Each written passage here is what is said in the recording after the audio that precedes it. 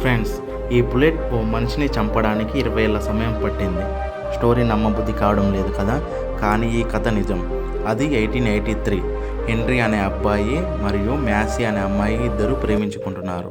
కానీ ఆ అబ్బాయి ఆ అమ్మాయికి కొన్ని నెలల్లోనే బ్రేకప్ చెప్పాడు. ఆ బాధ తట్టుకోలేక ఆ అమ్మాయి మ్యాసీ సూసైడ్ చేసుకుంది. ఆ అమ్మాయి తమ్ముడికి చాలా కోపం వచ్చింది. వాళ్ళక్క చనిపోవడానికి కారణమైన హెన్రీని ఎలాగైనా చంపాలని ఫిక్స్ అయ్యాడు. హెన్రీ ఇంటికి వెళ్ళి గన్తో కాల్చేశాడు. బుల్లెట్ హెన్రీకి తగిలేస్తుందిలే అని అతను కూడా చనిపోయాడు. కానీ ఇక్కడ జరిగిన ట్విస్ట్ ఏమిటంటే ఆ బుల్లెట్ ఒక చెట్టు లోపలికి పోయింది. హెన్రీకి ఏం కాలేదు. ఇక్కడ స్టోరీ ఎండ్ అయితే మళ్ళీ 1903 మళ్ళీ మొదలైంది. చెట్లు చాలా ఎక్కువగా ఉన్నాయి పెరట్లో అని హెన్రీ తన మనుషులకి చెప్పి నరికేయమని చెప్పాడు. ఆ చెట్టు బాగా ఏపుగా ఉండడంతో నరకడం వీలు కాలేదు. బాంబు పెట్టి పేలుద్దాం అనుకోని బాంబు పెట్టేశారు.